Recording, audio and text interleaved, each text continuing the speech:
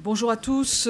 Donc nous poursuivons nos travaux par une deuxième séance du thème de l'université d'été, l'université dans ses territoires. Alors nous avons déjà eu un certain nombre d'éléments ce matin sur l'enseignement supérieur et la recherche, enjeux d'innovation pour son territoire ou pour le territoire.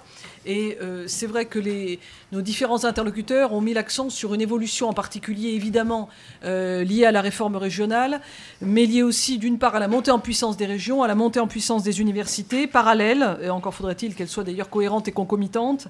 Et c'est peut-être sur ce terrain-là que l'on va justement avoir à travailler cet après-midi, donc dans cette deuxième séance, qui est intitulée « Les territoires », on revient au pluriel, donc « Les territoires de l'université ». Établissement, site, métropole, région. Alors, un ensemble donc qui est complètement lié à la dimension territoriale, mais pas seulement, on va le voir, avec simplement, alors en guise d'entrée en matière, quelques éléments intéressants alors glanés dans quelques rapports. Je ne vais pas vous donner à chaque fois les références, parce que vous savez que les rapports, la France est spécialiste, on en a 300 par an, donc si je vous donnais à chaque fois les références, ça ferait beaucoup. Mais une donnée générale, 590 sites d'enseignement supérieur, 590 sites. Non, parce qu'il pouvait y avoir une liaison un peu malheureuse dans le contexte actuel. Donc, 590 sites d'enseignement supérieur qui étaient recensés, avec une cinquantaine d'entre eux qui rassemblaient à eux seuls quasiment 95% des 2 250 000 étudiants à peu près. Alors, les étudiants sont majoritairement inscrits dans des métropoles, ce qui va justement être un élément intéressant pour nous guider dans le lien avec le territoire et avec les grandes villes, communautés d'agglomération, communautés urbaines, etc. Donc avec l'idée que le territoire, finalement, il va falloir le définir, parce que c'est bien de dire les territoires de l'université, mais de quel territoire parle-t-on?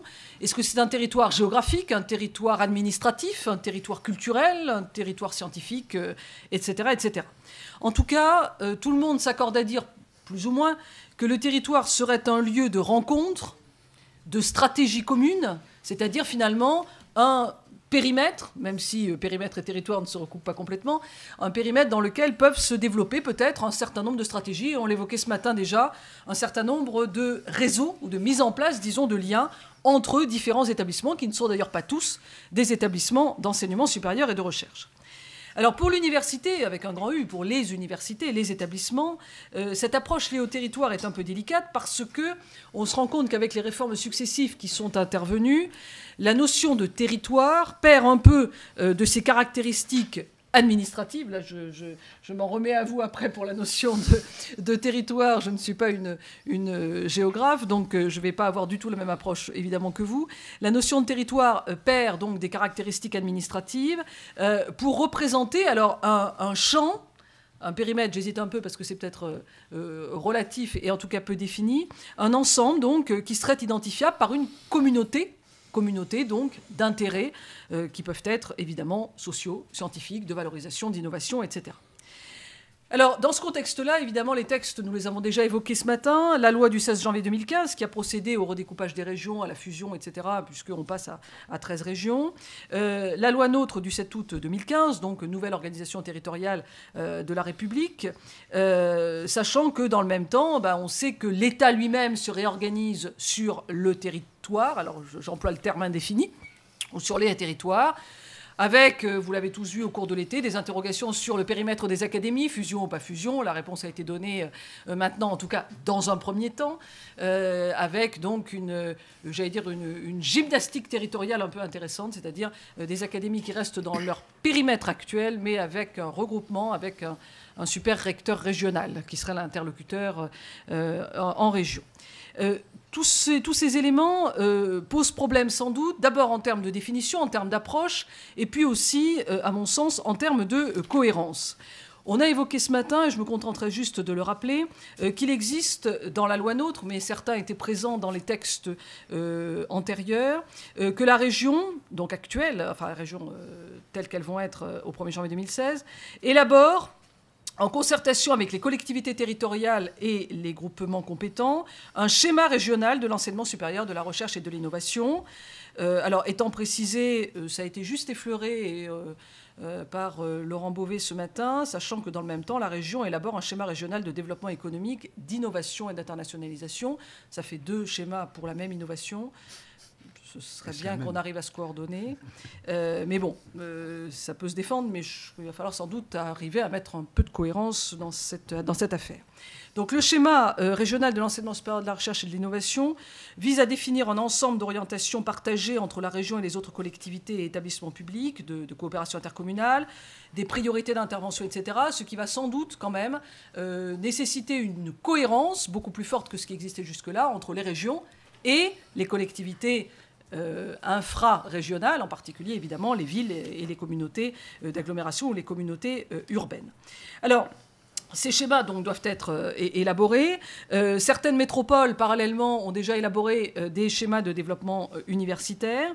Il va donc falloir en tenir compte, et il va falloir aussi tenir compte, dans ce contexte-là, des multiples autres documents qui existent, stratégiques cette fois-ci, stratégie, on a évoqué à plusieurs reprises la stratégie nationale de l'enseignement supérieur et de la recherche, mais il y a aussi les stratégies, de manière générale, que doivent développer les régions. Il faut que l'ensemble soit cohérent.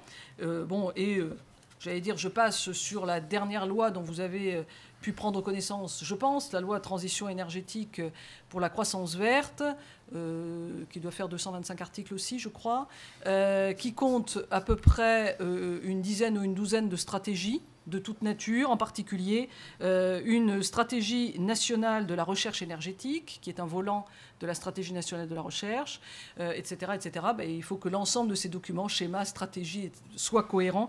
Et je crois que dans le cadre d'un territoire, c'est important, parce que plus on empile des strates, plus il va falloir que l'ensemble repose sur une cohérence globale, sans parler d'hiérarchie, parce que je crois qu'on n'en est pas là, mais puisqu'il faut prendre en compte des orientations, mais c'est important. Et puis, dans les territoires, on évoque les collectivités territoriales, on évoque le national avec l'université, l'international ou l'Europe, mais il y a aussi une notion, alors là, qui est héritée directement du ministère de l'Enseignement supérieur et de la Recherche, qui est la notion de site. Là, le site, ça, c'est autre chose. C'est une autre dimension, si je puis dire, parce que ça n'épouse pas forcément... ça épouse des territoires, mais pas forcément les mêmes que ceux dont on a parlé avant. Donc ça, c'est un élément qui, à mon sens, est important, d'autant que, quand vous regardez les dispositions de l'enseignement supérieur du Code de l'éducation, l'article L718-2 du Code de l'éducation, qui indique quand même que sur un territoire donné, qui peut être académique ou interacadémique, donc on voit que là déjà, ce n'est pas les mêmes. Sur la base d'un projet partagé, les établissements publics d'enseignement supérieur vont coordonner leur offre de formation et signer un contrat de site. Bon, site, territoire, les périmètres, évidemment, sont un peu différents. Bien. Donc, on va y revenir tout au long de cette séance avec, à mon sens, un certain nombre de questions qui peuvent se poser. Quel est le territoire, ou quels sont les territoires d'intervention de l'université ?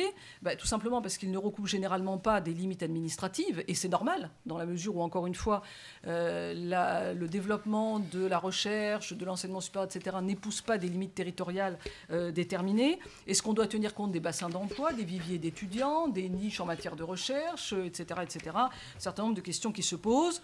Bon, pudiquement, je n'ai pas parlé des SAT, qui épousent évidemment encore d'autres périmètres et qui ne se recoupent pas avec les précédents. Donc ça, sur le territoire de l'innovation, c'est un peu différent. Le territoire institutionnel, donc l'université, c'est un service public national, enfin l'enseignement supérieur et la recherche. Bon, les regroupements d'universités, évidemment, dépassent cette approche purement institutionnelle et territoriale. Et dans ce cas-là, quelle peut être la définition du territoire ? Et surtout, est-ce que les financements doivent être calés sur des territoires ou en lien avec des territoires, sur des périmètres, sur des modèles, etc.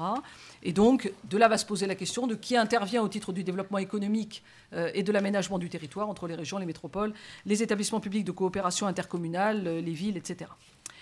Autre question, sur un même territoire coexistent évidemment plusieurs établissements, université ou pas université, bien entendu. Comment cet ensemble doit-il fonctionner ? On a beaucoup parlé de réseau ce matin. C'est vrai que les universités travaillent avec tout un tas d'établissements publics ou privés, peu importe, qui ne relèvent pas tous de l'enseignement supérieur et de la recherche. Comment on vit en réseau sur ce territoire-là et sur lequel, évidemment, et ça c'est un élément. Et là aussi, ça a été juste effleuré ce matin, la cohérence d'un territoire passe justement par cette cohérence, probablement à un moment donné, des actions ou des politiques publiques menées par des collectivités et par des établissements dans une même direction. Et puis, ce sera un point qu'on pourra éventuellement aborder. On avait eu l'occasion rapidement de l'évoquer, mais essentiellement, je crois d'ailleurs, par messagerie électronique entre nous à un moment donné. Il avait été envisagé, dans un amendement qui avait été discuté, de créer dans chaque région une conférence des territoires. Vous avez peut-être vu passer cette proposition d'amendement dédiée à la recherche et à l'enseignement supérieur. Est-ce qu'une telle conférence, dans ce contexte-là, est importante? Est-ce que la région est le niveau pertinent? C'est ce que je disais aux deux intervenants. C'est rare maintenant qu'on parle de territoire impertinent. Il est toujours pertinent, le territoire. Je ne sais pas si vous avez remarqué, mais en général, c'est toujours le principe. Mais est-ce que la région est vraiment le bon niveau pour créer ce type de conférence? Est-ce qu'il n'y a pas d'autres niveaux qui le permettraient? Est-ce que du fait des communes, on n'est pas amené à raisonner autrement? Donc je crois que ce sont des éléments qui peuvent être discutés. En tout cas, si c'est pour mener des actions cohérentes, et justement en lien avec le développement économique, l'attractivité, etc., peut-être que ce type d'instance n'est pas inutile. Mais là aussi, ça a été évoqué ce matin. Je crois qu'il ne faut pas être non plus trop formaliste. Il y a déjà beaucoup trop de textes, beaucoup trop de lois et de documents. Il faut peut-être aussi laisser chaque région ou chaque niveau s'organiser sur son territoire d'une manière à définir des actions cohérentes. Et ce n'est pas forcément le même modèle qui doit s'appliquer partout. Il y a des différences de taille, des différences d'enjeux, d'objectifs, de périmètre, etc., qui sont évidemment utiles à traiter de manière différente selon les éléments. Alors, ce sont quelques questions qu'on va essayer d'aborder. Alors, avec donc nos deux intervenants que je remercie sincèrement, on a un peu échangé par mail avant cette séance. Donc, Monsieur Philippe Esteb, géographe directeur de l'Institut des hautes études de l'aménagement du territoire, et là, sur la notion de territoire, sur la solidarité ou l'équité des territoires. Je crois qu'il y a pas mal de choses à dire actuellement, compte tenu de l'évolution justement des limites et des périmètres. Et puis, Monsieur Nicolas Portier, donc délégué général de l'Assemblée des communautés de France. Et je crois que là, on aura aussi matière à discuter sur les schémas, les compétences, la répartition des compétences, etc., en matière justement d'enseignement supérieur et de recherche et la position des territoires par rapport aux universités ou à l'université. Voilà, donc merci beaucoup. Je commence par vous, monsieur Esteb, sur les territoires.